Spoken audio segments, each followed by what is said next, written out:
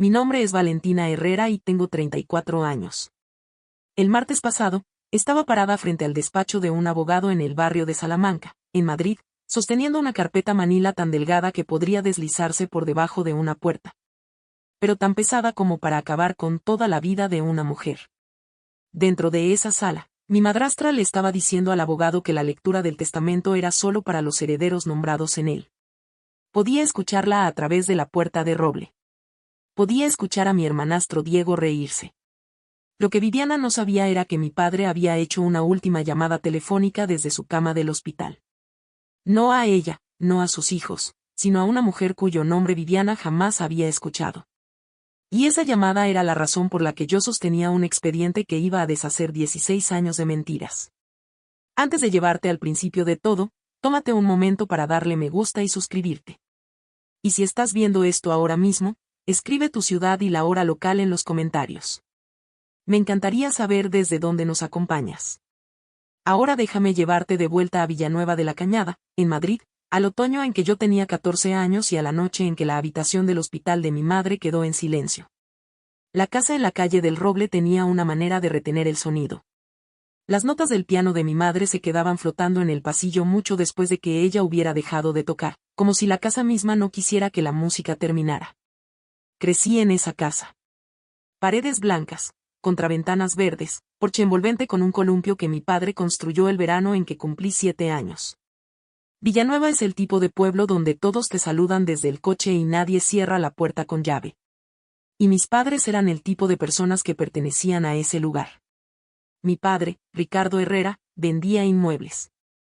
No del tipo de las torres de cristal, sino del tipo de déjame mostrarte un lugar donde tus hijos puedan andar en bicicleta. Creó una beca para estudiantes locales antes de que yo naciera. La gente en Villanueva confiaba en él como se confía en un hombre que recuerda el nombre de tu perro y pregunta por la operación de cadera de tu madre. Mi madre, Elena, daba lecciones de piano en el salón delantero todos los martes y jueves. Cultivaba lavanda en el jardín trasero, hileras de ella, morada y verde plateada, zumbando de abejas de mayo a septiembre.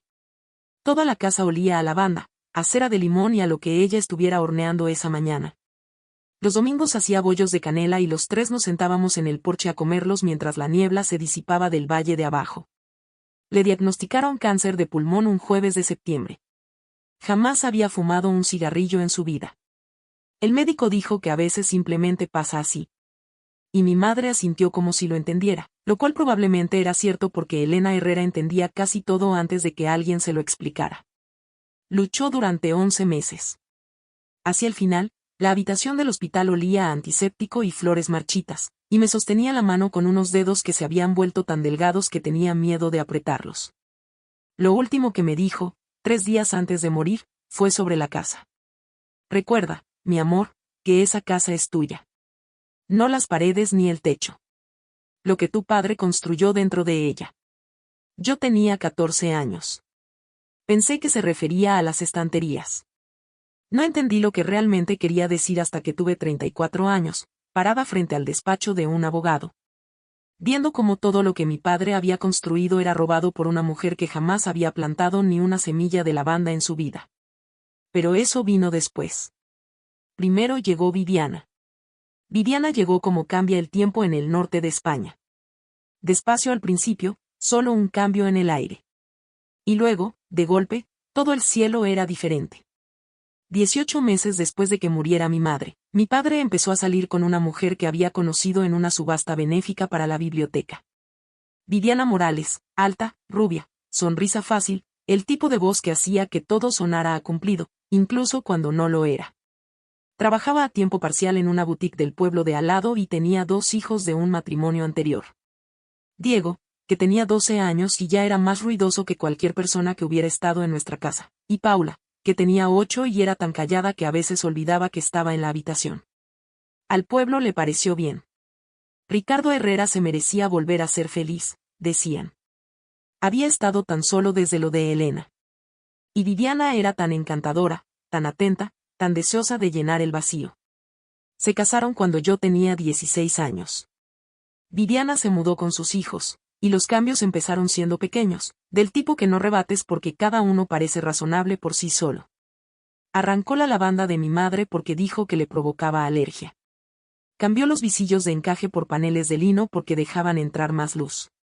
Convirtió la sala del piano en un segundo salón porque ya nadie toca. Yo tocaba. Ella lo sabía. Diego se quedó con mi habitación de arriba. Es mayor, Valentina. Necesita el espacio. Y a mí me trasladaron a la habitación pequeña del sótano. Viviana me dio una palmadita en el hombro el día en que bajé mis cajas. Creo que te encantará tener tu propio rinconcito, cariño. Los adolescentes necesitan intimidad, ¿verdad? Esa tarde escuché el sonido de las tijeras de jardín a través de mi ventana del sótano. Viviana cortando la última lavanda de mi madre de raíz.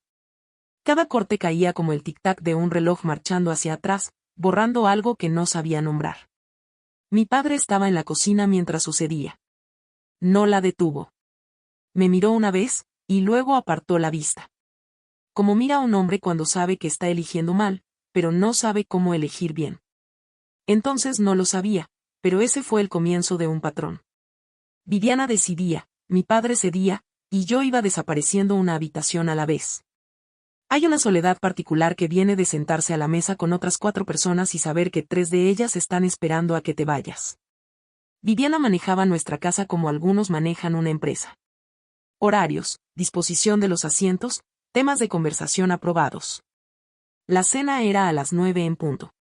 Viviana se sentaba en la cabecera, que había sido la silla de mi madre. Mi padre se sentaba a su derecha, que había sido la suya.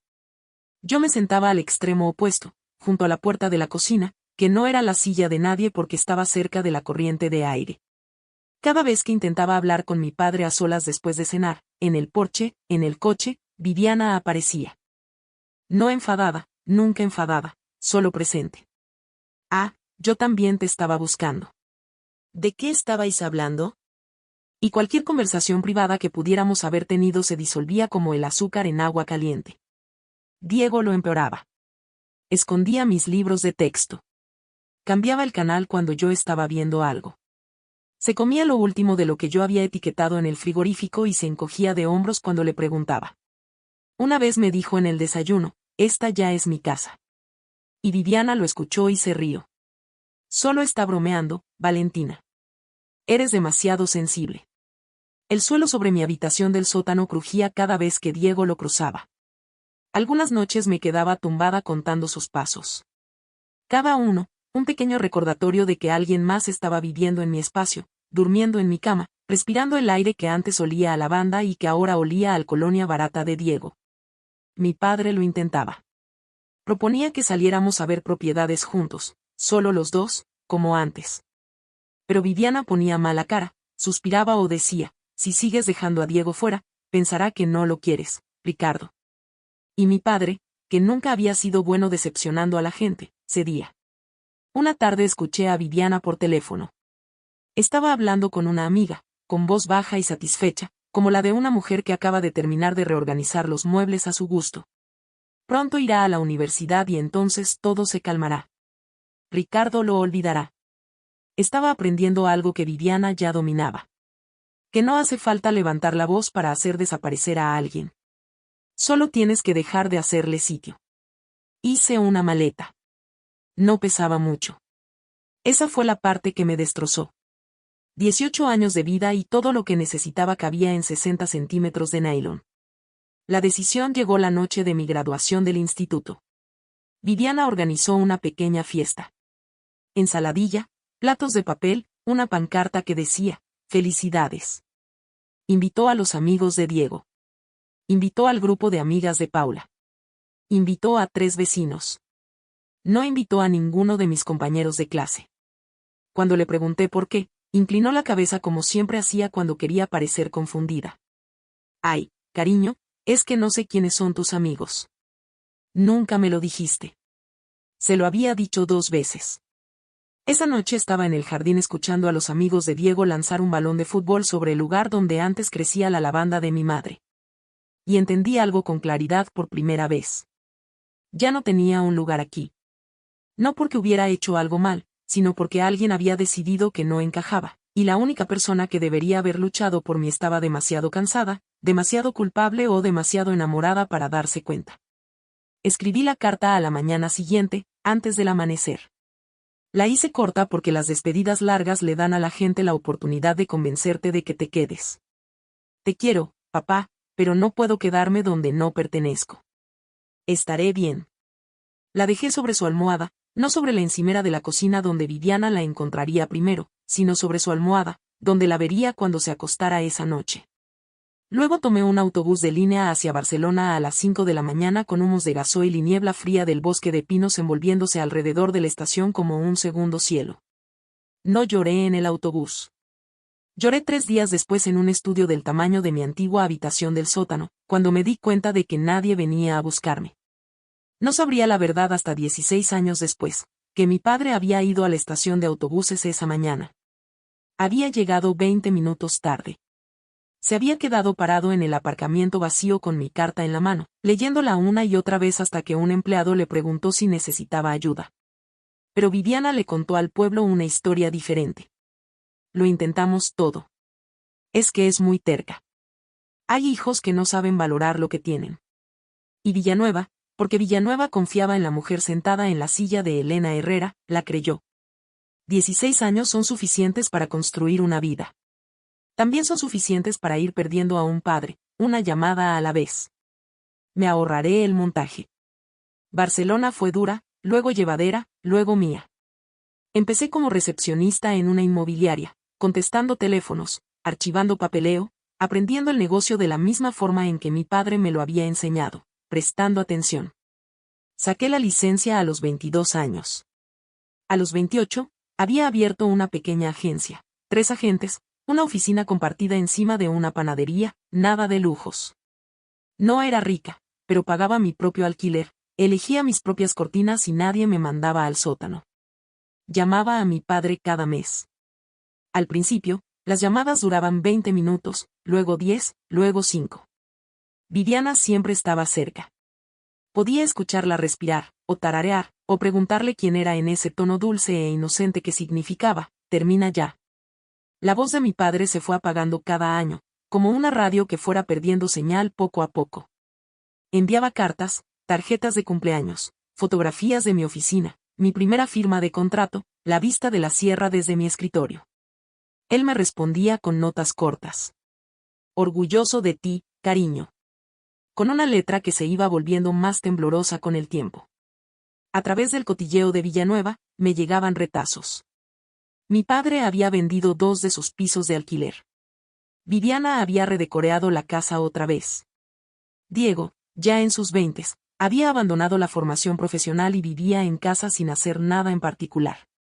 Paula se había marchado a estudiar a algún lugar del norte. Luego, 2 años antes de que muriera, supe que mi padre estaba enfermo. Insuficiencia cardíaca complicada con algo en los pulmones. Llamé a Viviana para pedir visitarle. Ricardo necesita descansar, Valentina. Las visitas le alteran. El médico lo ha dicho. Llamé de nuevo un mes después. Está durmiendo. Le diré que has llamado. Llamé a su móvil directamente. Cada vez saltaba el buzón de voz. Entonces no lo sabía, pero mi padre ya estaba haciendo planes por su cuenta. En los huecos entre la vigilancia de Viviana, cuando ella salía a hacer recados, cuando iba a la peluquería, cuando conducía al pueblo de al lado para ver al abogado. Mi padre cogía el teléfono del hospital y marcaba un número que había guardado doblado dentro de su cartera durante 30 años. Pero no me enteraría de esa llamada hasta después del funeral. Casi no me dejaron asistir. Mi padre murió un miércoles por la mañana de marzo. Y me enteré por la mujer que había pasado 16 años asegurándose de que no pudiera estar allí cuando ocurriera. La llamada de Viviana fue breve y administrativa, como si estuviera cancelando una cita con el dentista. Tu padre ha fallecido esta mañana. El funeral es el sábado. Es una reunión familiar pequeña. Colgó antes de que yo pudiera responder. Conduje 3 horas y media desde Barcelona hasta Villanueva en un estado que no era del todo dolor y no era del todo rabia. Era algo más antiguo que ambas cosas. La opaca conciencia de que incluso en la muerte, Viviana había encontrado la manera de gestionar la situación. La iglesia era pequeña, blanca, con campanario, llena de personas que habían conocido a mi padre toda su vida. Entré 10 minutos antes del servicio con el único vestido negro que tenía y comprendí de inmediato el arreglo que Viviana había hecho. En el banco familiar, primera fila al lado izquierdo, había 3 personas. Viviana con perlas y traje negro, Diego con una americana que no paraba de estirarse, y Paula, que miraba sus manos. El resto de la iglesia era para los asistentes, que era donde me dirigieron a mí. Me acerqué al féretro de todas formas. Mi padre yacía en un traje azul marino con las manos cruzadas. Y durante un instante, parecía que estuviera echando una siesta en el porche después de cortar el césped. Extendí la mano para tocarle la suya. Diego se interpuso. Mi madre ha dicho que solo la familia puede acercarse al féretro. Lo entiendes, ¿verdad? 12 filas de vecinos de Villanueva me vieron quedarme allí parada, con el brazo a medio extender, intentando alcanzar a un padre al que no me habían permitido acercarme en 16 años. Nadie dijo nada. Nadie se levantó. Me senté en el último banco. Me despedí desde 6 metros de distancia, que era exactamente la distancia que Viviana había ido construyendo entre nosotros desde que yo tenía 16 años. Después del servicio, mientras estaba en el aparcamiento respirando el aire frío de los pinos y tratando de no gritar, noté a una mujer que no reconocía sentada en un banco cerca de la entrada trasera de la iglesia. Pelo gris, casi 60 años, con una tarjeta identificativa del hospital aún enganchada a la chaqueta. Me miró y asintió solo una vez, apenas. Como asiente a alguien que sabe algo que todavía no ha dicho. Esa tarde, recibí un correo electrónico del abogado de Viviana. La lectura del testamento estaba programada para el lunes. La asistencia está restringida a las personas nombradas como beneficiarias en el último testamento del difunto. Mi nombre no estaba en la lista. Viviana llevaba perlas la mañana en que intentó borrarme del legado de mi padre. Perlas de verdad, del tipo que mi madre nunca tuvo porque decía que le picaban en el cuello. Llegué al despacho del abogado Francisco Garrido a las 9 en punto de lunes. El edificio estaba en el centro de Villanueva, ladrillo rojo, placa de latón en la fachada, el tipo de respetabilidad que los pueblos pequeños usan como sinónimo de confiable. Empujé la puerta de cristal y entré en una sala de espera que olía a sillones de cuero y moqueta vieja. Viviana, Diego y Paula ya estaban sentados alrededor de una mesa de reuniones. Garrido, un hombre delgado y cuidadoso de unos 50 años, estaba junto a la ventana con una carpeta en las manos. Todos levantaron la vista cuando entré. La expresión de Viviana pasó de la sorpresa a la condescendencia en aproximadamente medio segundo. Se puso de pie y se colocó entre la silla vacía y yo. Esta reunión es solo para los herederos nombrados en el testamento, Valentina. Sonrió. No con maldad. Peor, con paciencia. El tipo de sonrisa que le das a un niño que ha entrado en la clase equivocada. Ya la has oído, dijo Diego, recostándose en su silla. Esta reunión no es la tuya. Garrido se aclaró la garganta. Señora Herrera. Según la ley civil, los hijos biológicos generalmente tienen derecho a ser notificados sobre. Ya ha sido notificada. Dijo Viviana con suavidad. Yo misma la llamé. Conoce la situación. Se volvió hacia mí con esa misma sonrisa medida. Te agradecemos que hayas venido desde tan lejos, cariño. Pero los deseos de Ricardo eran claros. El reloj en la pared hacía tic-tac. Garrido miraba al suelo. Paula miraba sus manos. Dejé pasar 3 segundos. Luego puse la carpeta manila sobre la mesa de reuniones. Con suavidad.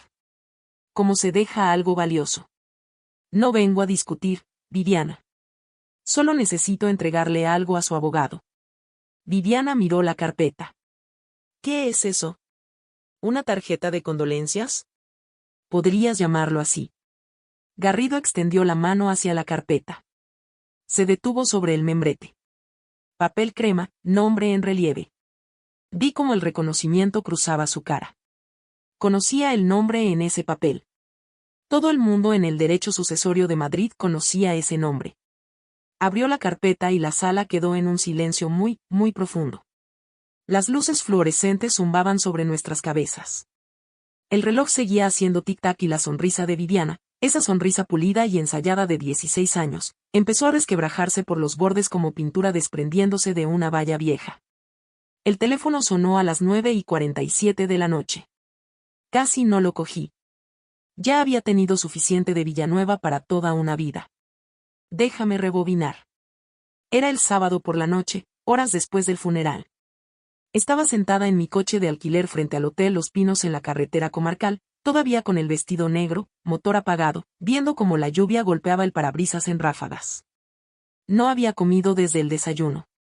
No había llorado desde el aparcamiento. Estaba haciendo esa cosa de quedarte tan quieta que casi te convences de que has dejado de existir. La llamada venía de un número local que no reconocía. Señorita Herrera, me llamo Carmen Brieva. Fui la enfermera de cuidados paliativos de su padre durante los últimos 8 meses.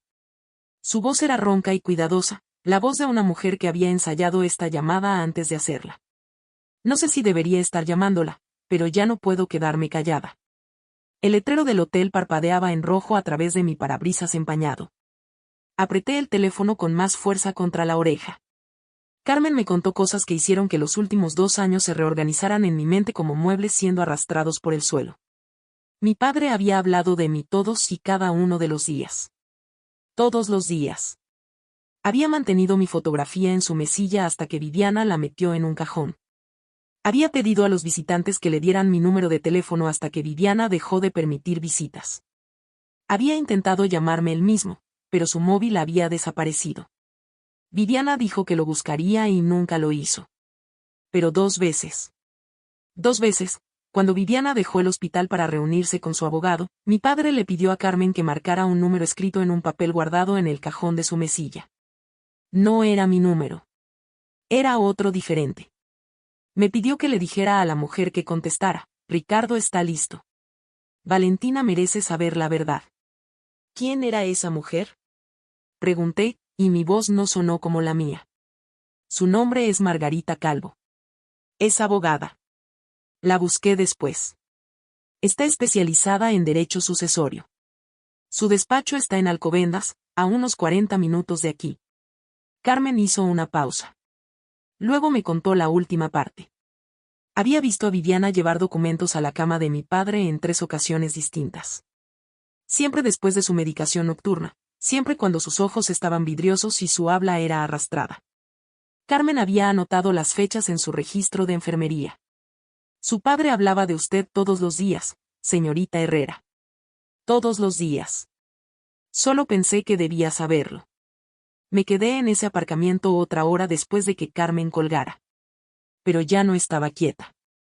El despacho de Margarita Calvo olía a papel viejo y café fuerte. El tipo de lugar donde se guardan las cosas importantes.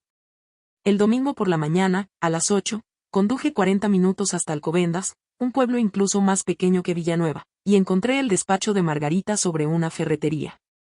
Puerta de roble, tirador de latón, un helecho en la ventana que parecía llevar allí más tiempo que yo de vida.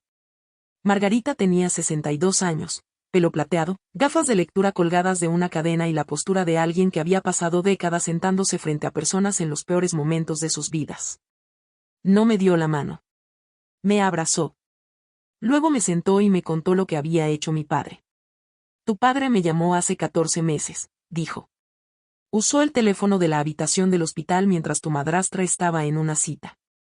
Estaba furioso, Valentina, más furioso de lo que le había escuchado en 30 años. Dijo que una mujer en la que no confiaba le había traído documentos para firmar mientras estaba medicado. Dijo que ella se estaba quedando con todo. Y dijo que quería enmendarlo. Margarita había sido la abogada de mi padre desde antes de que se casara con mi madre. Ella redactó su testamento original, el que dejaba la casa y la mayor parte de su patrimonio para mí. Cuando Viviana entró en escena, mi padre nunca había actualizado ese testamento con Margarita. Viviana había contratado a su propio abogado, Garrido, para redactar uno nuevo. Fui al hospital 2 veces, continuó Margarita. La segunda vez traje 2 testigos independientes y organicé que su médico realizara una evaluación cognitiva previamente. Tu padre la superó sin dificultad. Sabía perfectamente lo que estaba haciendo. Deslizó un documento sobre el escritorio. Papel crema, tinta azul, la firma de mi padre, temblorosa pero legible. Con testigos, notariado, fechado 14 meses atrás. El testamento dejaba la casa y el 60% de su patrimonio para mí. El resto iba al fondo de becas comunitario que él había creado antes de que yo naciera. A Viviana se le asignaba una pensión mensual razonable. Suficiente para vivir, no suficiente para controlar. Diego y Paula no estaban mencionados. Tu padre fue muy claro, señorita Herrera. Margarita se quitó las gafas. Dijo, fallé a mi hija una vez. No la fallaré desde la tumba. Sostuve ese papel con ambas manos. Mi padre había estado muriendo, controlado, vigilado, medicado, y aún así había encontrado la manera de luchar. No con los puños, sino con una llamada de teléfono y un bolígrafo. La luz que entraba por la ventana con marco de roble de Margarita era cálida y nítida, y un mirlo cantaba en el árbol de afuera como si fuera un domingo cualquiera. Para todos los demás, quizás lo era. El abogado Garrido leyó despacio. Así supe que era real. Los abogados no leen despacio a menos que estén leyendo algo que cambia la sala. Déjame llevarte de vuelta al lunes por la mañana, de vuelta a la mesa de reuniones, de vuelta al momento en que Garrido abrió mi carpeta manila y el reloj en la pared se convirtió en lo más ruidoso del edificio. Pasó la primera página, luego la segunda. Sus ojos recorrieron la evaluación cognitiva, las firmas de los testigos, el sello notarial. Su mandíbula se tensó como se tensa la de un hombre cuando se da cuenta de que está parado en un edificio con los cimientos agrietados. Señora Herrera, dijo con cuidado. Esto parece ser un segundo testamento otorgado con posterioridad al que tengo en mi poder. Viviana no se había movido. Su mano estaba en el reposabrazos, los nudillos blanqueando alrededor de la madera pulida. Incluye una evaluación cognitiva realizada por el Dr. Fernández, 2 testigos independientes y hizo una pausa. Un testimonio de una enfermera titulada que describe sus preocupaciones sobre las circunstancias en que se otorgó el testamento anterior. Silencio. El tipo de silencio que tiene peso. Podías sentirlo presionando tus tímpanos. ¿Qué está diciendo? La voz de Viviana salió delgada, despojada de su melodía habitual. Estoy diciendo que si este documento es auténtico, y el membrete sugiere que fue redactado por Margarita Calvo, cuya reputación en el derecho sucesorio está bien consolidada, entonces el testamento que se me pidió que leyera hoy podría estar sujeto a impugnación legal. Diego empujó su silla hacia atrás desde la mesa. Esto es ridículo. Papá nunca hubiera. Siéntate, Diego. Lo dije en voz baja, pero la sala estaba tan quieta que aterrizó como una puerta cerrándose de golpe. Deja que el abogado lea. La boca de Diego se abrió, se cerró, se volvió a abrir. Se sentó. Garrido me miró a mí, luego a Viviana, luego a los documentos que tenía en las manos. Era un hombre cuidadoso. Podía verle calculando responsabilidades, obligaciones, exposición. Voy a recomendar que suspendamos la lectura de hoy, dijo. Necesitaré verificar estos documentos directamente con la señora Calvo. Si son legítimos, tendremos que reabrir el proceso sucesorio. Paula miraba a su madre. Algo cambió detrás de sus ojos. No era rabia ni compasión. Era reconocimiento. La mirada de alguien que lleva años mirando un cuadro y de repente lo ve enfocado. Los dedos de Viviana retorcían el anillo de boda en su mano izquierda, una y otra vez, el metal raspando la piel, como si girándolo lo suficientemente rápido pudiera retroceder los últimos 5 minutos. Viviana hizo lo que Viviana siempre hacía cuando el suelo se movía bajo sus pies. Se convirtió en la víctima. Tardó unos 4 segundos. Se irguió, se llevó la mano al pecho y cuando habló, su voz tenía el tono exacto de una mujer a la que el universo había agraviado. Cuidé de ese hombre durante 2 años. Sus ojos brillaron a tiempo como siempre brillaban cuando necesitaba que la sala sintiera lástima por ella. Me senté a su lado todas las noches. Le sostuve la mano cuando no podía respirar. ¿Y dónde estabas tú, Valentina? ¿Dónde estuviste durante 16 años? Fue una buena actuación. Se lo reconoceré. Diego saltó como un hombre que lleva toda la vida esperando que alguien le ponga un guión en las manos. Abandonó a papá. Todo Villanueva lo sabe. Y ahora aparece con unos papeles falsos intentando robarnos lo que es nuestro. Nuestro. Ahí estaba. La palabra que explicaba todo sobre Diego Morales en una sola sílaba. Viviana se volvió hacia Garrido, con la barbilla levantada, la voz adoptando el registro que reservaba para las figuras de autoridad. Francisco, quiero presentar una denuncia por falsificación. Esa mujer ha fabricado esos documentos para robar la herencia de mi marido. El rostro de Garrido hizo algo complicado. Era su abogado. También era un oficial de la justicia. Esos dos hechos tiraban de él en direcciones opuestas, y podías ver la tensión en las líneas alrededor de su boca. Señora Herrera, le aconsejaría que no hiciera ninguna declaración formal hasta que... Conozco los deseos de mi marido, Francisco. No levanté la voz. La señora Calvo está disponible para verificar cada documento. Su número está en la segunda página. Y entonces vino una voz desde la esquina de la sala. Pequeña, insegura, pero lo bastante clara como para aterrizar. Mamá, quizás deberíamos dejar que el abogado lo compruebe. Era Paula. No había dicho ni una palabra desde que yo había entrado. Viviana se giró hacia su hija con una expresión que yo había visto antes. La mirada que le lanzaba a cualquiera que se saliera del guión, sorpresa envuelta en acero. Paula, ahora no. Paula miró sus manos, pero no lo retiró. Viviana volvió a retorcer su anillo. La luz fluorescente zumbaba sobre nosotros. Garrido reunió los documentos en una pila ordenada y dijo que se pondría en contacto durante esa semana. Cogí mi bolso y salí. No me volví. No necesitaba hacerlo. Podía escuchar la compostura de Viviana desmoronándose detrás de mí como yeso cayendo de una pared, en silencio, en pedazos, cuando nadie miraba. Nunca había visitado una tumba antes. No sabía que podía sentir más la ausencia de alguien estando encima de ellos que en ningún otro lugar del mundo. Después de la lectura suspendida, conduje hasta el cementerio en el lado este de Villanueva, donde las lápidas miran hacia las montañas. La tumba de mi padre era reciente, tierra oscura amontonada bajo un marcador provisional. Sin hierba todavía, sin flores excepto el arreglo que había quedado del funeral, ya marchitándose por los bordes. Estuve allí mucho tiempo. El suelo estaba mojado por la lluvia de la noche anterior, y el olor de tierra removida se mezclaba con el olor a pino de la línea de árboles. El viento bajaba desde la sierra, frío y constante, trayendo el sonido de nada en particular. Pensé en la última llamada. 3 meses antes de que muriera, la voz de mi padre había sido tan débil que había apretado el teléfono contra los 2 oídos. Había dicho, lo siento, cariño. No fui tan fuerte como tú. No lo había entendido. Pensé que se refería a su salud. Ahora, parada sobre él, entendía que se refería a todo lo demás. Los años de dejar que Viviana decidiera, el silencio, la rendición gradual. Él lo sabía. Siempre lo había sabido. Solo que no había podido detenerlo. Fuiste más fuerte de lo que crees, papá, le dije a la tierra.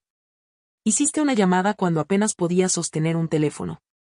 Firmaste un documento cuando apenas podías sostener un bolígrafo. Eso no es debilidad. Es lo último que hace un hombre cuando se le agotan las opciones. Un gorrión se posó en el marcador provisional, picoteó en la nada y se fue volando. El sol rompió las nubes exactamente el tiempo que tarda en dar una respiración completa, y luego desapareció. Me giré para irme y noté algo que no había visto al llegar. En el otro lado de la tumba, apoyada en la base del marcador, había una pequeña corona, no del arreglo del funeral, que era formal y blanco. Esta era sencilla. Flores silvestres atadas con hilo de esparto. Una tarjeta colgaba de ella, escrita a mano en letras cuidadosas e inseguras. Perdóname, papá. Sin firma, pero reconocí la caligrafía. La misma letra redonda y vacilante que había visto en listas de la compra pegadas al frigorífico durante años. Paula. Dejé la corona donde estaba. Luego volví a mi coche y empecé a planear lo que venía después. No venganza. Algo más silencioso que eso. Y creo que algo que mi padre habría entendido. Quiero hacer una pausa aquí porque, parada frente a la tumba de mi padre, me di cuenta de algo que había estado huyendo durante 16 años. Que marcharse no es lo mismo que soltar. Si alguna vez has tenido que alejarte de alguien que amabas porque quedarte te habría roto, creo que lo entiendes. Dale al botón de suscribirse porque lo que pasó cuando el abogado verificó ese expediente, lo vas a querer escuchar. Margarita Calvo entró en el despacho de Garrido 3 días después de la forma en que probablemente entraba en cada sala judicial, como si ya hubiera leído la última página del libro. Garrido había hecho su diligencia. Había llamado al despacho de Margarita. Había contactado con los testigos. Había llegado al doctor Fernández, quien confirmó que la evaluación cognitiva estaba en el expediente. Todo encajaba, lo que significaba que Garrido tenía un problema. El testamento que le habían encargado ejecutar estaba ahora sentado frente a un testamento que lo superaba en rango legal. La segunda reunión fue más pequeña. Misma sala de reuniones, mismas luces fluorescentes, mismo reloj haciendo tic-tac, pero esta vez Margarita Calvo se sentaba en mi lado de la mesa, pelo plateado, gafas de lectura. Maletín de cuero que parecía haber sobrevivido más salas de vistas que algunos jueces. Y la energía en la sala había cambiado, como cambia el aire antes de que una tormenta ruede desde la costa. Garrido lo expuso con cuidado. Los documentos aportados por la señorita Herrera han sido verificados. El segundo testamento fue otorgado con los testigos, la notarización y la evaluación cognitiva del médico que confirman la competencia mental del testador en el momento de la firma. Hizo una pausa. Viviana estaba rígida, el bolso apretado en el regazo. Además, el testimonio de la enfermera titulada Carmen Brieva plantea preocupaciones sobre las circunstancias en que se firmó el testamento anterior, el que tengo en mi poder. Las fechas citadas en el testimonio coinciden con los registros médicos que indican una intervención farmacológica significativa. Margarita habló por primera vez. Señor Garrido, estoy segura de que estará de acuerdo en que un testamento firmado bajo un deterioro farmacológico documentado plantea preguntas significativas. Confío en que asesorará a su cliente en consecuencia. Garrido miró a Viviana de la forma en que un hombre mira a un cliente al que ya no puede ayudar. Señora Herrera, dado el conflicto de intereses, no puedo seguir representándola en este asunto. Le recomendaría que contrate asesoramiento legal independiente. La sala contuvo la respiración. Viviana había entrado en este edificio 4 días antes con una sonrisa y un collar de perlas y la certeza absoluta de que era dueña del legado de mi padre. Ahora estaba sentada en la misma silla con las mismas perlas, y la silla era lo único a lo que todavía tenía derecho. La luz de la tarde entraba por las persianas en finas láminas, y la sombra de Margarita cruzaba la mesa de reuniones en una línea recta e ininterrumpida. Ella no se regodeó. No necesitaba hacerlo. Los documentos hablaban por sí solos. Eso es lo que tiene el papeleo. No le importan tus sentimientos. Me había imaginado este momento 1000 veces. En ninguna de esas versiones estaba tan calmada. Viviana se puso de pie tan rápido que su silla rodó hacia atrás y golpeó la pared. El sonido atravesó la sala como el pistoletazo de salida de una carrera. Ricardo me quería. Su voz había abandonado su melodía habitual. Lo que quedaba era en carne viva. La voz bajo la voz, la que había pasado 16 años enterrando bajo el encanto y la paciencia. Él me eligió a mí. Eligió a esta familia. Esa chica se fue. Se marchó y no miró atrás. Y yo me quedé. Me quedé. Diego estaba de pie un segundo después, con la palma plana sobre la mesa. Iremos a juicio. Llevaremos esto a los tribunales. La enfermera está mintiendo. Probablemente la estén pagando. Margarita no se inmutó. Puede litigar, señor Morales, pero debería saber que el testimonio incluye fechas, horas y registros de medicación aportados por el servicio del médico responsable. La señora Herrera quizás desee consultar con su propio abogado antes de hacer acusaciones públicas contra una profesional sanitaria titulada. Diego abrió la boca pero no salió nada. La bravuconería se había agotado, y debajo de ella había algo que reconocí de años de vivir bajo el mismo techo. Un hombre al que nunca nadie importante le había dicho que no. Viviana se volvió hacia mí. Sus ojos estaban húmedos, pero no de tristeza. Era rabia. Del tipo que vive en el pecho, no en la cabeza. Has arruinado todo. La miré durante un largo momento. 16 años de distancia, 2 décadas de silencio, y toda una vida diciéndome que no pertenecía a ningún sitio. Pensé en la lavanda que había arrancado. En la sala del piano que había convertido. En la carta sobre la almohada que mi padre había encontrado 20 minutos demasiado tarde. No, Viviana. Tú empezaste esto hace 16 años. Yo solo lo estoy terminando. Una silla raspó el suelo. Paula se puso de pie, recogió su abrigo y salió de la sala de reuniones sin decir una palabra.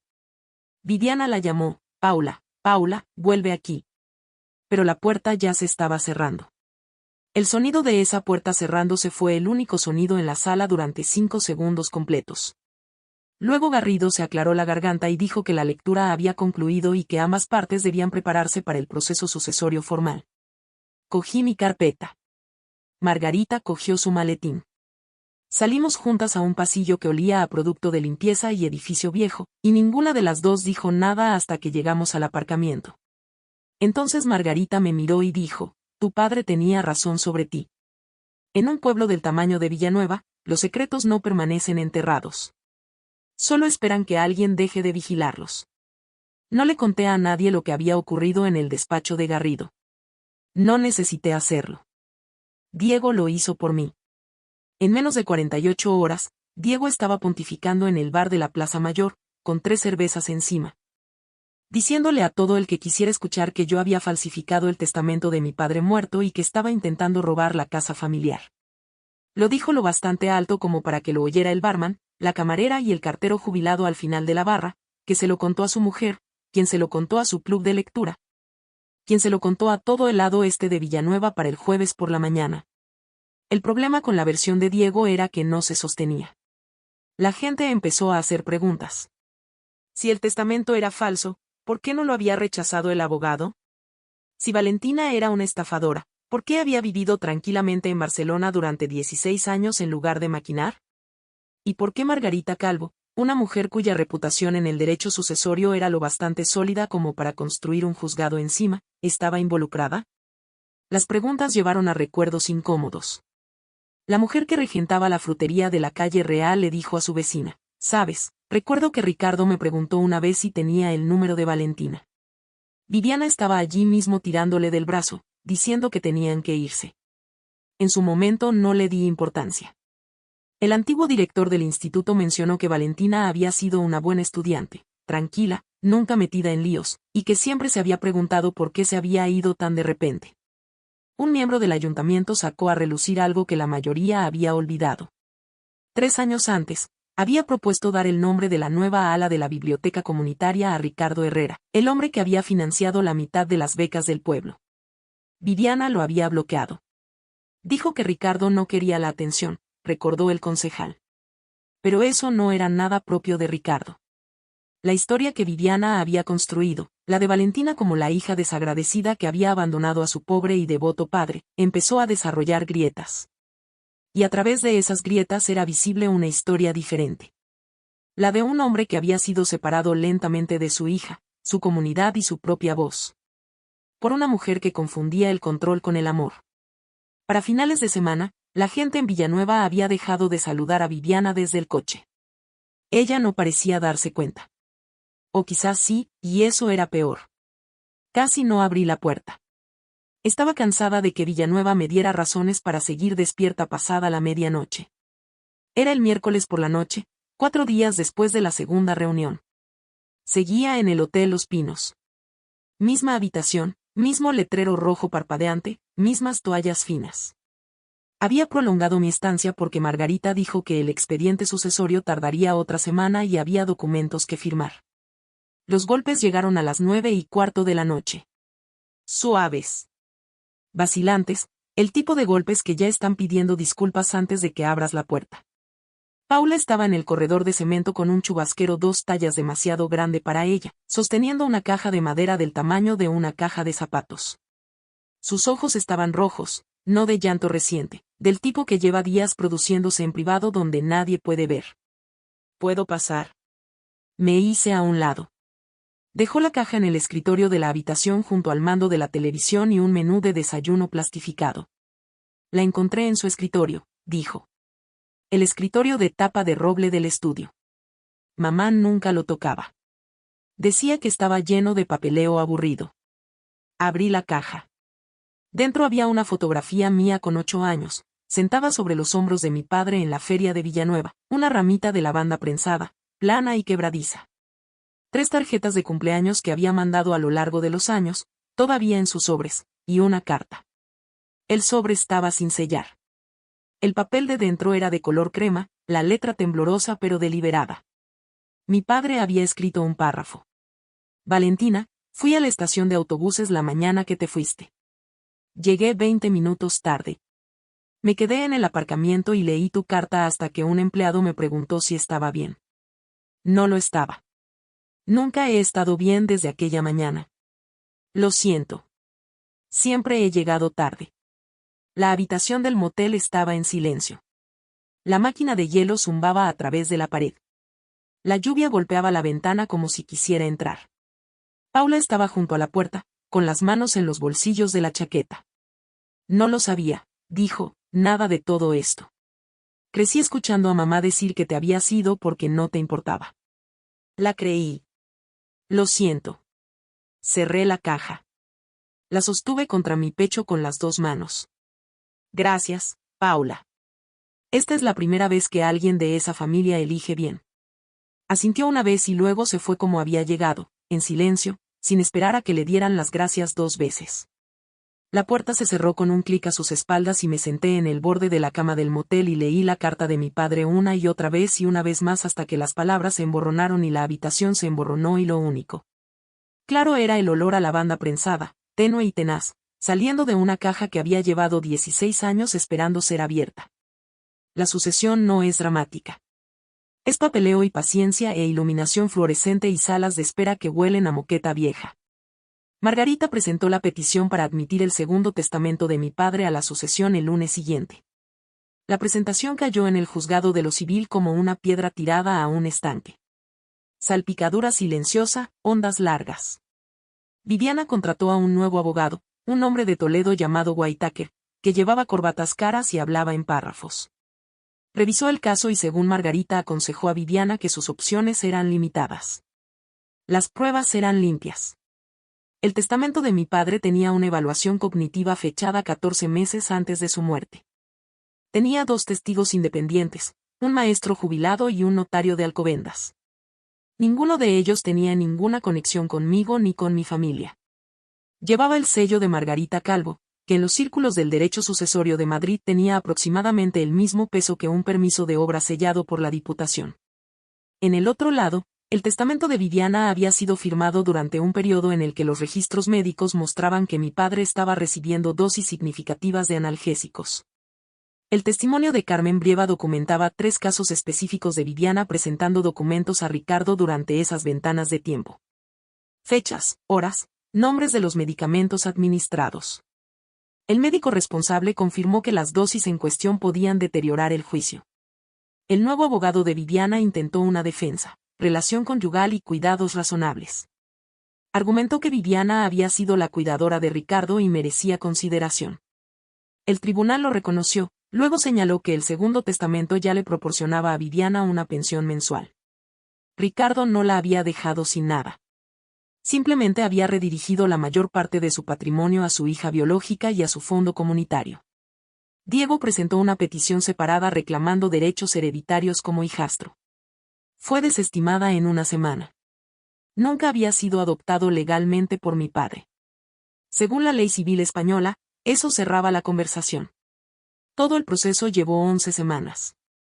Sin cámaras, sin discursos en la sala de vistas, solo papeleo, vistas y Margarita Calvo sentada frente a una serie de abogados cada vez más cansados que sabían que tenían una mano perdedora. Cuando terminó, el juez firmó la resolución admitiendo el segundo testamento de mi padre. La casa en la calle del Roble, el 60% del patrimonio restante, y el control del fondo de becas se transfirieron a mí. La pensión de Viviana comenzó el mes siguiente. Margarita me llamó esa tarde. Está hecho, dijo. 2 palabras, 11 semanas de trabajo y 16 años de silencio. Por fin respondidas. Diego hizo lo que Diego siempre hacía cuando las cosas no salían a su manera. Las empeoró. Estaba de vuelta en Barcelona cuando recibí la llamada de la policía local de Villanueva. Un vecino había avisado justo antes de medianoche. Alguien estaba tirando muebles desde el porche delantero de la casa en la calle del Roble. Cuando llegaron los agentes, Diego había arrastrado una estantería al jardín, roto una ventana de un patadón y estaba trabajando en el armario del pasillo, lanzando cajas con los archivos de mi padre a la hierba mojada. Si yo no puedo tenerla, le dijo supuestamente a los agentes, entonces que no la tenga nadie. Lo arrestaron por daños y altercado en la vía pública. Pasó la noche en una celda de la que imaginé que tendría más o menos el mismo tamaño que la habitación del sótano que me había quitado cuando tenía 12 años. Le dije a la gente que me llamó que no presentaría cargos, pero que no podía acercarse más a la casa. Lo que no supe hasta más tarde, hasta que la vecina, la señora Calleja, me lo contó durante mi siguiente visita, fue lo que Diego había descubierto accidentalmente con su alboroto. En el pasillo de entrada, detrás de un panel de pladur decorativo que Viviana había instalado años atrás para tapar la antigua chimenea, el golpe salvaje de Diego había perforado el yeso. Y detrás de ese yeso, encajado contra el ladrillo original, había un cuadro. La señora Calleja lo había sacado después de que la policía se llevara a Diego. Era la fotografía de boda de mis padres. Ricardo y Elena de pie en el porche de la casa en la calle del Roble, 1989. Mi madre con un sencillo vestido blanco. Mi padre con un traje que no le acababa de quedar bien. Los dos sonriendo como si acabaran de salirse con la suya. Viviana lo había escondido. No tirado. Escondido. Detrás de una pared que ella misma había levantado, como si pudiera enladrillar la existencia de mi madre y llamarlo renovación. La señora Calleja me entregó la foto en una bolsa de papel. Pensé que debías tenerla, dijo. Tu madre era una mujer encantadora. Sostuve el marco. El cristal estaba rajado por el golpe de Diego. Una única línea diagonal que cruzaba entre los rostros de mis padres, pero la fotografía en sí estaba intacta. Podía ver el vestido de mi madre, la corbata torcida de mi padre, la barandilla del porche detrás de ellos que mi padre había pintado de verde ese mismo verano. Algunas cosas sobreviven a ser escondidas. Algunas cosas sobreviven a ser rotas. Y algunas cosas sobreviven a ambas. No esperaba sentir nada cuando vi a Viviana sentada sola en esa cocina. Pero el dolor hace cosas extrañas. Te recuerda que incluso las personas que te han hecho daño siguen siendo personas. Fui a Villanueva el fin de semana siguiente para firmar los documentos de transferencia de la propiedad. Margarita los había enviado al registro de la propiedad, pero había detalles que requerían presencia en persona. Cuentas de servicios, seguros, cambios de dirección, el tipo de trámite mundano que sigue a todo gran cambio. Viviana estaba en la cocina cuando llegué. No empacando, simplemente sentada a la mesa con 2 tazas de té frente a ella, una a cada lado, como si hubiera estado esperando compañía. El frigorífico zumbaba en el silencio.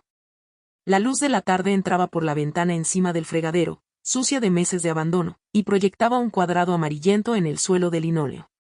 Parecía más pequeña, no físicamente. Viviana seguía siendo alta, rubia, compuesta de esa manera cuidadosa que siempre había sido, pero algo detrás de su cara se había derrumbado. Como parece bien un edificio desde fuera, incluso después de que los cimientos se hayan movido. Diego está con unos primos, dijo sin levantar la vista. Paula no me devuelve las llamadas. Puse los documentos sobre la mesa entre las 2 tazas de té. Ninguna de las dos los cogió. Luego Viviana dijo algo que no esperaba. Sé que hice mal. Hizo una pausa. Sus dedos rodeaban la taza, los nudillos pálidos. Pero no entiendes cómo era todo antes de Ricardo. Mi primer matrimonio terminó mal. Crié a 2 hijos sola.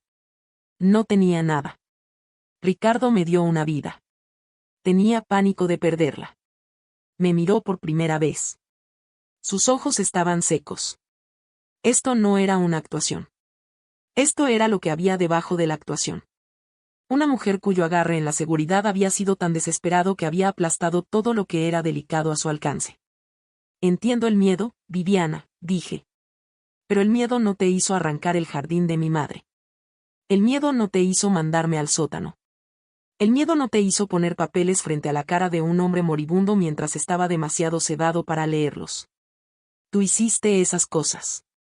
Y tener miedo no las convierte en culpa de nadie más. No discutió. Firmó los documentos. El bolígrafo raspó contra el papel y las 2 tazas de té estaban en la mesa enfriándose. Y ninguna de las 2 las bebimos. Y ninguna de las 2 fingimos que esto era una reconciliación. No lo era. Pero era un final, y a veces con eso basta. Carmen Brieva era el tipo de mujer que cargaba con el dolor de los demás sin quejarse y volvía a casa a calentar sobras sola en el microondas. La vi una última vez antes de marcharme de Villanueva, en la cafetería del hospital porque Carmen estaba de turno y no se tomaba descansos largos. Llevaba el uniforme de enfermería y la misma tarjeta identificativa que había visto en el funeral. Y parecía exactamente una mujer que había estado haciendo un trabajo duro durante mucho tiempo sin pedir reconocimiento. Había llevado una tarjeta de agradecimiento. La rechazó antes de que pudiera abrirla. No lo hice por usted, señorita Herrera. Lo hice por su padre. Fue el mejor paciente que tuve. Se sirvió un café de una máquina que parecía haber sobrevivido a la movida madrileña, añadió 2 terrones de azúcar y se sentó frente a mí en una mesa que olía a desinfectante y sopa de la cafetería. En las últimas semanas, dijo Carmen, su padre hablaba de la lavanda. Cerraba los ojos y describía el jardín, donde iba cada hilera, cómo sonaban las abejas en julio, cómo su madre cortaba ramos y los colgaba junto a la ventana de la cocina para que se secaran. Recordaba el olor. Decía, Carmen, mi hija tiene la terquedad de su madre. Por eso saldrá bien. Sostuve el café que no estaba bebiendo. El pasillo del hospital fuera de la cafetería estaba tranquilo. La calma de media tarde, la hora en que no pasa nada urgente y el edificio parece respirar. Me hizo prometer, continuó Carmen. Dijo, si pasa algo y Valentina no sabe la verdad, asegúrate de que encuentre a Margarita. Le dije que lo haría. Y cumplió esa promesa. Cumplo todas mis promesas, señorita Herrera. Es lo único que tengo que nadie puede quitarme. Sonrió.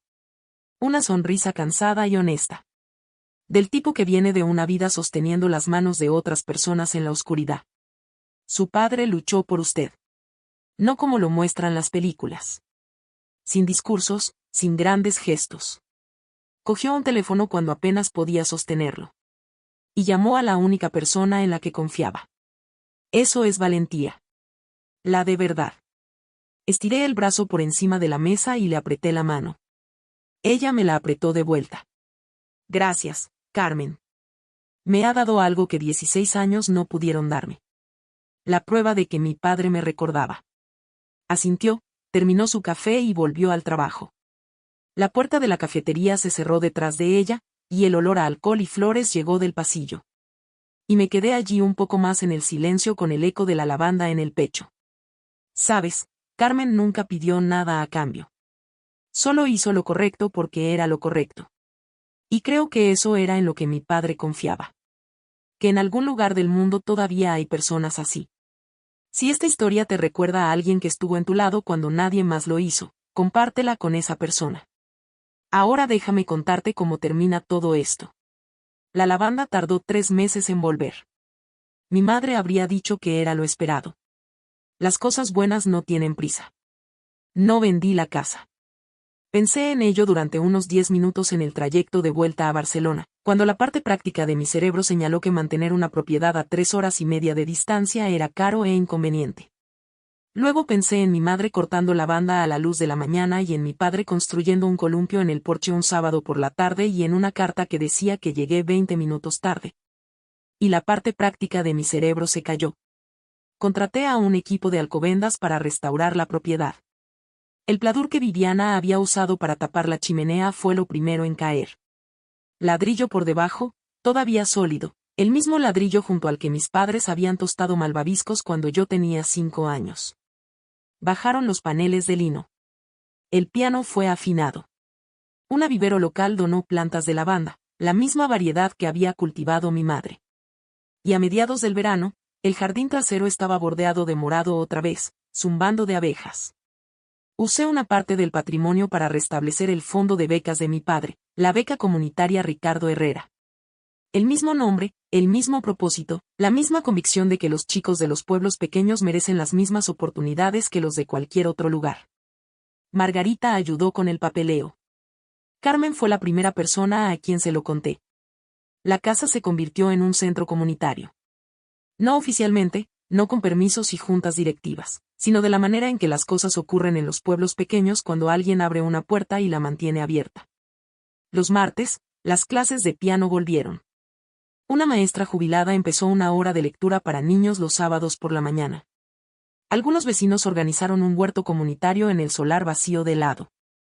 Y de alguna manera, sin que nadie lo hubiera planificado, la casa en la calle del Roble se convirtió en lo que había sido antes de que Viviana la convirtiera en una fortaleza, un lugar que pertenecía a todos. No volví a vivir en Villanueva. Mi vida estaba en Barcelona. Mi oficina, mis clientes, mi vista de las montañas. Pero ahora conducía hasta allí una vez al mes, y cada vez la carretera se sentía un poco más corta. No porque la distancia hubiera cambiado, sino porque ya no estaba huyendo de nada. La primera vez que escuché un acorde de piano resonar por el pasillo, un estudiante practicando escalas, simple e imperfecto y hermoso, me detuve en el umbral y dejé que el sonido me atravesara como agua cálida. Algunas casas recuerdan. La carta llegó un jueves. Sobre de color lavanda, dirección escrita a mano, sin nombre de remitente, pero sabía de quién era. Habían pasado 2 meses desde la resolución sucesoria. Estaba en mi escritorio en Barcelona revisando un contrato de arrendamiento cuando llegó el correo. El sobre era de color morado pálido, el color de la lavanda que cultivaba mi madre, aunque no puedo decir si Paula lo eligió a propósito. Se sentía deliberado. Se sentía como el tipo de cosa que hace alguien cuando está intentando alcanzar una conexión que todavía no tiene. Dentro había una sola página escrita a mano con la misma letra cuidadosa que reconocí de las listas de la compra y la tarjeta en la tumba. Valentina, me he mudado a Sevilla. Conseguí trabajo en una ONG que ayuda a familias con transiciones de vivienda. No sé si encontrarás irónico eso. Yo sí un poco. Diego no me habla. Mamá está en su piso cobrando su pensión mensual. Está estable. No la visito a menudo. Eso no es crueldad. Es supervivencia.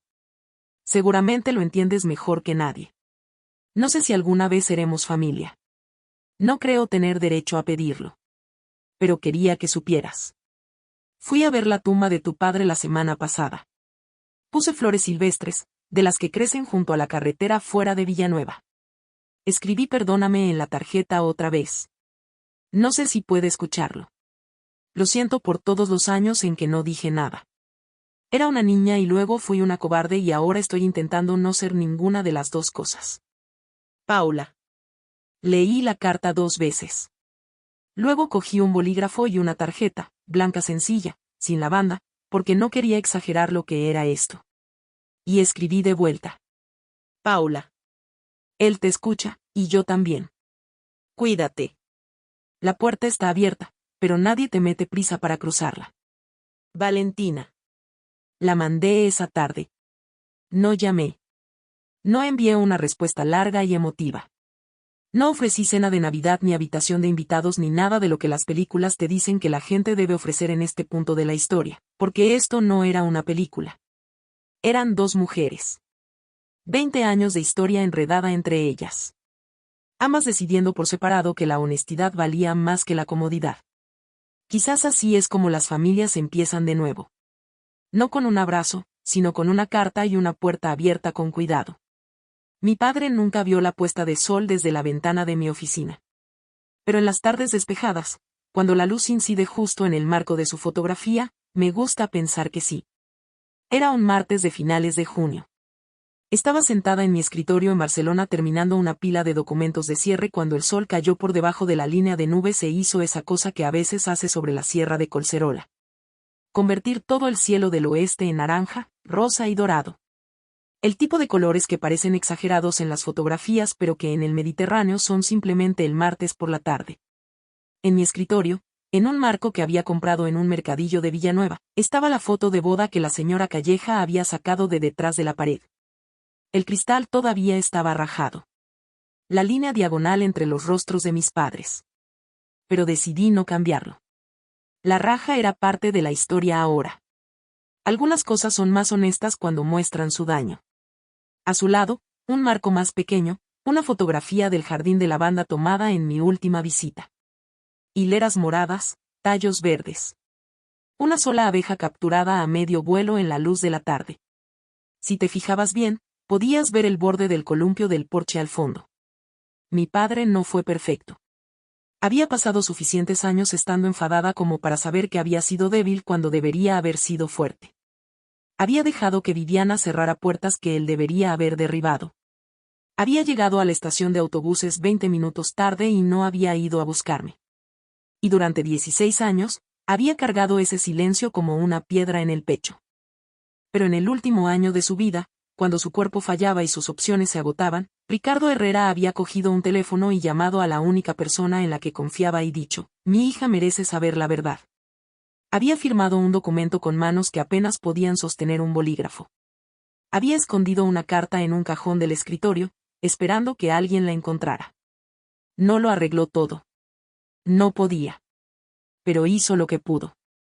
Y a veces, lo creo ahora, de pie a la luzamar de un martes al atardecer, a veces hacer lo que puedes es todo el punto. El sol se fue detrás de las montañas. La fotografía de mi padre captó los últimos rayos de luz y, por un solo instante, la raja en el cristal parecía un hilo de oro que unía el cuadro en lugar de partirlo. Conduje de vuelta a Villanueva un sábado de junio, no porque tuviera que hacerlo, sino porque quería. Esa era la diferencia. La casa en la calle del Roble tenía un aspecto diferente ahora. Y no solo por la pintura nueva o las contraventanas restauradas o el cartel junto al camino de entrada que decía Centro Comunitario Ricardo Herrera. Tenía un aspecto diferente porque estaba llena de nuevo. Había bicicletas en el porche. Había una pizarra junto a la puerta anunciando la hora del cuento del sábado. Había dos niñas en el columpio, una empujando, la otra riendo. Y las cadenas del columpio hacían ese familiar chirrido metálico que recordaba de una infancia que se sentía a la vez 1000 años atrás y a 5 minutos de distancia. Aparqué en el camino de entrada y caminé por el jardín. La lavanda estaba en plena floración, plata, verde y morada, y las abejas estaban por todas partes haciendo su trabajo, ignorando por completo a los humanos. El olor me golpeó de la manera en que lo hacen ciertos olores. No a través de la nariz, sino a través del pecho, directamente a la parte de ti que guarda todo lo que creías haber olvidado. Dentro, una niña de unos 10 años estaba sentada al piano, sacando una melodía sencilla con 2 dedos. Se detuvo cuando me vio. ¿Es usted la señorita Herrera? Soy yo. Sonrió. Su padre debía de ser muy especial. Miré el piano de mi madre, de vuelta en su habitación, de vuelta donde pertenecía. Miré las estanterías que había construido mi padre, ahora llenas de libros infantiles donados. Miré la chimenea, al descubierto de nuevo, el ladrillo cálido y rugoso y real. Lo era, dije. Y le habría encantado que estuvieras aquí. Ella volvió a su melodía. Salí al porche y me puse donde mis padres se habían puesto en la fotografía de su boda. La misma barandilla, la misma vista del valle, las mismas contraventanas verdes. El viento subía desde el bosque de pinos, trayendo el olor a lavanda y hierba recién cortada y algo dulce que no supe nombrar, y el pueblo de Villanueva se extendía por debajo de mí, pequeño e imperfecto y familiar. Mi madre había dicho, esa casa es tuya. No las paredes ni el techo. Lo que tu padre construyó dentro de ella. No estaba hablando de la casa. Estaba hablando del amor. Del tipo que sobrevive a ser escondido. Del tipo que sobrevive a ser roto. Del tipo que vuelve al final, como la lavanda en junio. Me llamo Valentina Herrera. Tengo 34 años. Y esta es mi casa. Esa es mi historia. Tardé 16 años en encontrar el camino de vuelta, pero creo que los mejores viajes son los que al final dejas de correr. Si esto ha resonado en ti, si alguna vez has tenido que luchar por lo que alguien a quien quisiste quería que tuvieras, cuéntamelo en los comentarios. Y si aún no lo has hecho, revisa la descripción para encontrar más historias como esta. Gracias por estar aquí. Significa más de lo que sabes. Pero en el último año de su vida, cuando su cuerpo fallaba y sus opciones se agotaban, Ricardo Herrera había cogido un teléfono y llamado a la única persona en la que confiaba y dicho, mi hija merece saber la verdad. Había firmado un documento con manos que apenas podían sostener un bolígrafo. Había escondido una carta en un cajón del escritorio, esperando que alguien la encontrara. No lo arregló todo. No podía. Pero hizo lo que pudo. Y a veces, lo creo ahora, de pie a la luzamar de un martes al atardecer, a veces hacer lo que puedes es todo el punto. El sol se fue detrás de las montañas. La fotografía de mi padre captó los últimos rayos de luz y, por un solo instante, la raja en el cristal parecía un hilo de oro que unía el cuadro en lugar de partirlo. Conduje de vuelta a Villanueva un sábado de junio, no porque tuviera que hacerlo, sino porque quería. Esa era la diferencia. La casa en la calle del Roble tenía un aspecto diferente ahora. Y no solo por la pintura nueva o las contraventanas restauradas o el cartel junto al camino de entrada que decía Centro Comunitario Ricardo Herrera. Tenía un aspecto diferente porque estaba llena de nuevo. Había bicicletas en el porche. Había una pizarra junto a la puerta anunciando la hora del cuento del sábado. Había 2 niñas en el columpio, una empujando, la otra riendo. Y las cadenas del columpio hacían ese familiar chirrido metálico que recordaba de una infancia que se sentía a la vez 1000 años atrás y a 5 minutos de distancia. Aparqué en el camino de entrada y caminé por el jardín. La lavanda estaba en plena floración, plata, verde y morada, y las abejas estaban por todas partes haciendo su trabajo, ignorando por completo a los humanos. El olor me golpeó de la manera en que lo hacen ciertos olores. No a través de la nariz, sino a través del pecho, directamente a la parte de ti que guarda todo lo que creías haber olvidado. Dentro, una niña de unos 10 años estaba sentada al piano, sacando una melodía sencilla con 2 dedos. Se detuvo cuando me vio. ¿Es usted la señorita Herrera? Soy yo. Sonrió. Su padre debía de ser muy especial. Miré el piano de mi madre, de vuelta en su habitación, de vuelta donde pertenecía. Miré las estanterías que había construido mi padre, ahora llenas de libros infantiles donados.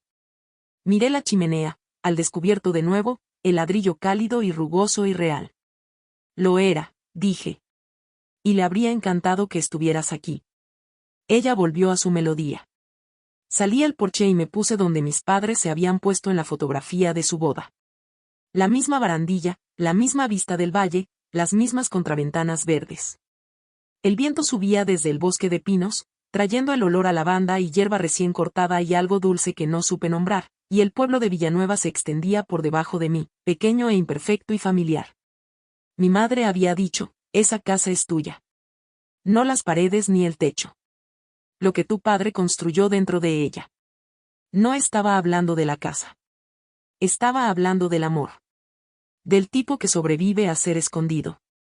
Del tipo que sobrevive a ser roto. Del tipo que vuelve al final, como la lavanda en junio. Me llamo Valentina Herrera. Tengo 34 años. Y esta es mi casa.